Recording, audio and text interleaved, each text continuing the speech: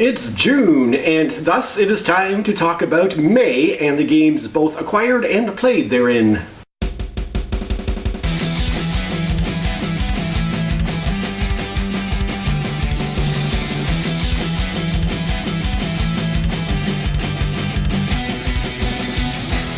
I think I've been normally starting out with the games that I acquired in a month, but I'm going to start off with the games played this time around for reasons I'll explain shortly. So in terms of games played in May, I'll start with the two that I played with the kids. The first being more plays of Zombie Kid, the children's legacy game that we've been enjoying as a family. All four of us have continued to play this one, and the kids have continued to enjoy it a lot. They enjoy the gameplay and especially love cracking open new envelopes and seeing what new stuff gets added to the game. So that's continued to be a fun one for the family. And then the second one is back to an old familiar one now called Dungeon Mayhem, which I played two-player with my older son. We have continued to basically swap the different characters with their unique abilities and try the combos against each other, and we have continued to have fun with those. So, two games that you've seen before, and we continue to have fun with. So, setting those aside now and moving on to games played with the adults. Again, we'll go back to a familiar one, which is Aeon's End Legacy. Myself, my wife, and our legacy group have been just loving this game. As we continue to work through it, I find myself just super impressed with the game design and the way in which the legacy elements are introduced to the game. I haven't been impressed with the actual storyline of the game that we've been working through with the legacy aspect, but the gameplay of this one is just really, really well done. So continue to give big thumbs up to Aeon's End Legacy, and we'll be kind of sad once we're through this. We only have one or two adventures remaining, I believe. That's the only real group game I played in May. The rest of these are going to be two-player games. The first one I'm going to mention, I don't have anything to show you because I was playing a friend's copy, but that is Mystic Vale, the card crafting game by John D. Clare. And it's a game that I've played in the past and enjoyed. There's something about that card crafting mechanism that John D. Clare came up with that's really interesting. And I've been waiting for a really interesting game that incorporates that particular mechanism. I know that he's put out one or two games that use it that didn't particularly strike my fancy, but there is a title that has me more excited than I've been in a very long time, which I'm going to mention when I talk about games acquired. So we'll set aside John D. Clare for a minute and just say that Mystic Vale is a nice fun game that I could see working really well with a more meaty game with other things happening around that particular mechanism. On that same gaming evening, the two of us also played Shadows in Kyoto, which is a game I had played once previously with my wife, so this was my second play, and I just love this game. It is just a really compact game that has so much going on in this little box. Way back in the 80s when I was a kid, we used to play a game called Stratego, which is a classic game of hidden armies where you can't see each other's units until you actually clash with each other and the armies are revealed. And I enjoyed that a lot when I was a kid, and so when Reiner Knizia came out with Lord of the Rings: The Confrontation, that was a two-player game that incorporated that Stratego mechanism and sort of trimmed it down a bit to pull out the most interesting bits and then added in a bunch of other interesting stuff around it. So Lord of the Rings: The Confrontation is a game I've enjoyed quite a bit over the years, and I would say that Shadows in Kyoto is sort of the next evolution, both in making that game more small and compact and adding in more interesting features. Despite how small and simple the game is, it is a game where on your first play you don't really know how to do things or how everything works together, and it's definitely a game that rewards multiple plays and really learning the game and its strategic possibilities, which really intrigues me. So far the two people I've played the game with have seemed to think it was okay, but nothing super thrilling. I just wish I had somebody that I could play it with regularly to explore the strategic and tactical depths of this little very interesting game.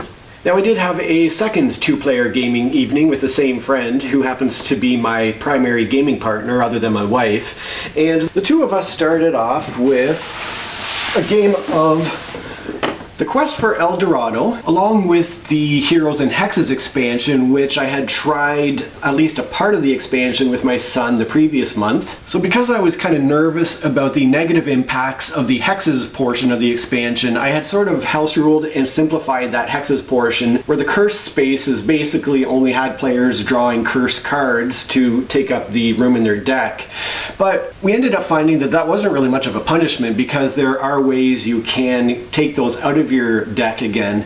And I think both of us are interested in trying out the game with the proper rules for the Hexes expansion. It might not be as punishing as I was worried about, especially if we remove just one or two of the most hard-hitting curses. But obviously this game remains a favorite. It's one that we continue to enjoy, and they're talking about a second expansion to be released at some point, so that'll be interesting to see what they come up with for that. I've also just ordered from the Board Game Geek store a little promo that adds a few more cards to the card marketplace, and that's the type of thing that I felt the game could really use after just playing the base game, was just a little more variety in the types of cards that players could purchase and had the option to build their deck with. The second game that the two of us played was Pandemic Fall of Rome. I have kind of a long history with the whole pandemic system, starting with the original Pandemic. When it was first released, we purchased it, and my wife and I played it a lot, to the point where we eventually burned out on the game and I sold it, and didn't think I would be coming back to Pandemic. But then they came out with Pandemic Legacy Season 1. We acquired that game. It just blew our minds as our first Legacy experience. But by the time we played through the entire Season 1, I felt like I was just finished with Pandemic again, until they released Pandemic Legacy Season 2, and we were back into it again. Really enjoyed that experience. Not quite as much as Season 1, but still really enjoyed it all the same. But by the end of Season 2, I really felt like, okay, I've had enough Pandemic. Sure, I'll get Season 3, of course, when it comes out eventually, but when this one hit the market, I was really immediately intrigued by the historical theme, the Fall of Rome theme, and so I decided that I would pick it up as a gift for a friend, only to end up reading the rule book to teach it to this friend and going, this sounds really interesting. What they've done with the system to incorporate the history within the Pandemic framework was so clever that I was like, I gotta try it. So I ended up playing one or two solo games to get a feel for the game. Then I played it once two-player with my wife, and then this was the second play with a friend, again as a two-player experience. And I have to say, I'm just really impressed with Fall of Rome here. As a history buff, I really appreciate that they put a full page of historical context in talking about the various tribes that are attacking us as the Roman players in this game. And the way these nations and systems are incorporated within Pandemic is just so cleverly done. And the best praise I can give it is that I actually want to play Pandemic some more, so I guess that's one way to rope in a history fan. And that's it for games played in May. None of these were new to me, so this is the first month in a few where I haven't had a new to me experience. However, it turns out this was the month of my second plays of games. So, like I mentioned, I had played Shadows in Kyoto only once previously. It was my second time playing that. I had played the expansion for The Quest for El Dorado once previously. It was my second time with the expansion, and then it was the same with Pandemic Fall of Rome here. It was my second play of that one too. And in all three cases, my initial very positive impressions were definitely confirmed. These are all three games that I would love to continue to explore. Oh, I did forget one other thing.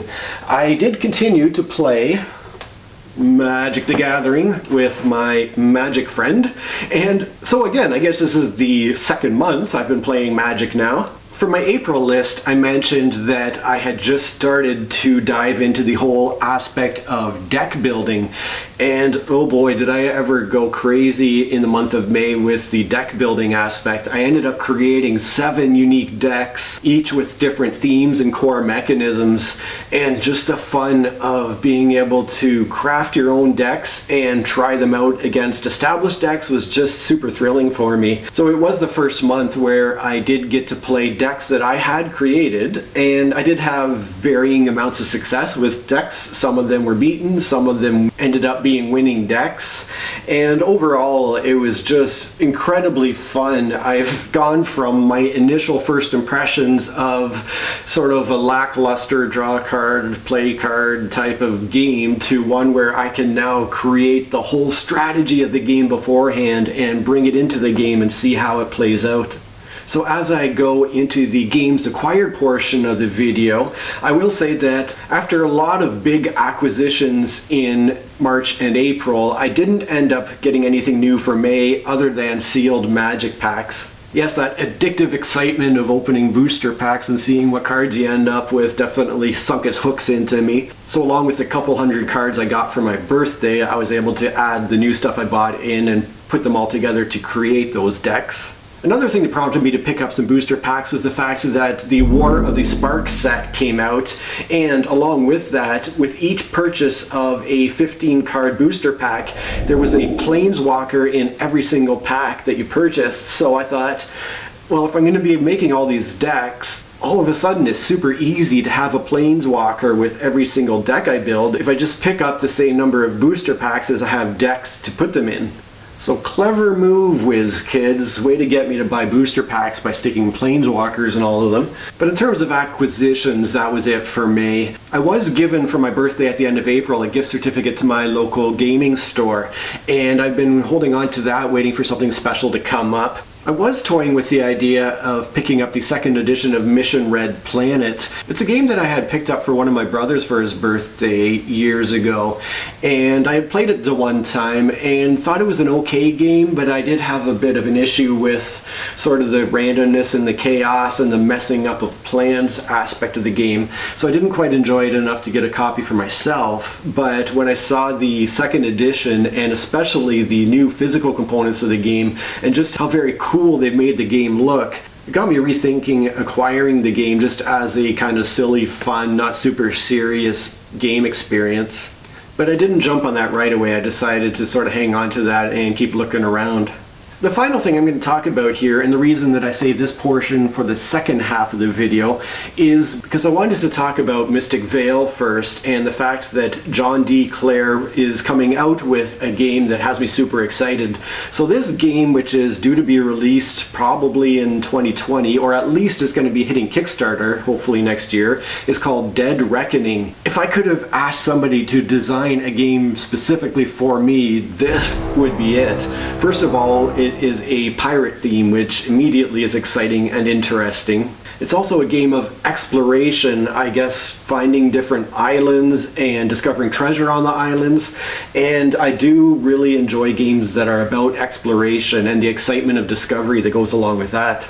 But most of all, some of the mechanisms have me really excited. For example, that card crafting mechanism I was talking about, he utilizes that apparently for customizing crew members on the pirate ships. Presumably you upgrade your pirate crew's abilities using this card crafting mechanism, which sounds like a really interesting use of that. And I guess there's also a way to customize your pirate ships too. I'm not sure exactly how that's done. But what has me super pumped is there's another mechanism that's been utilized in the past in games that I've been dying to get a game for that utilizes it really well, and that is the Cube Tower. That was originally utilized in an old game called Wallenstein that was designed by Dirk Henn, and then later used for a very similar upgraded sort of game called Shogun. And Shogun is a game that I had purchased and enjoyed to a certain extent. I again loved the Cube Tower element, and the game itself was pretty decent, but overall there was just a little too much direct conflict. Ultimately, I ended up selling that game. Since then, it's been used in one or two other games. I think there was a game called Amerigo that was more of a strictly Euro-style game, I believe. Whereas Wallenstein and Shogun were more sort of hybrid games. They had that military conflict along with some Euro-style mechanisms. But Amerigo was a game that I played once and didn't really love. I think there's another very light dungeon delving sort of game coming out that utilizes that Cube Tower.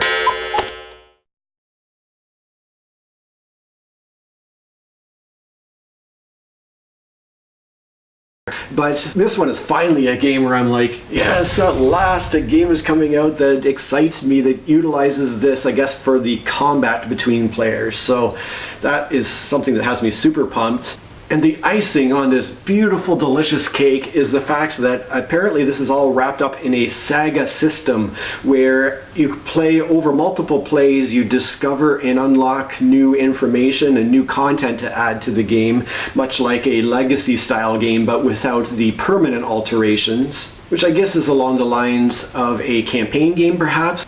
But all of this together has me just so pumped. When it hits Kickstarter, it'll be an instant back for me. Unfortunately, I'm gonna have to wait quite some time if it's not hitting Kickstarter until 2020. I don't know if I'll even see it before 2021. So that's a long time to spend talking about a game I have not acquired in May, but I just was so excited about it I wanted to talk about it, especially since I didn't really have any other acquisitions or purchases to talk about this month. So tell me about your month of May for gaming. What did you pick up? What have you been enjoying lately? I'm always interested to hear about that.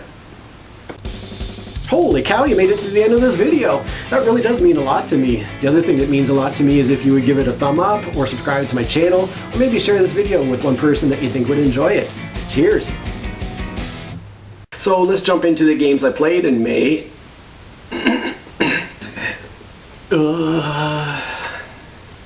To a limited extent with my son. Just blew our minds as our... You know, it's just something... And in all three cases, I ended up... One thing that prompted me... Another thing that prompted me to purchase... So that's how I was able to build 7 new decks, obviously. That was originally utilized in an old game called Wallenstein. No. What the f was it called? That was originally utilized in an old game called Wallenstein, and who was the designer of that? They're also coming out with one that I think is a fairly light dungeon. What do you call that? Dungeon. Oh my god. And ultimately ended up, but this is, in terms of, but yes, that addictive, there we go.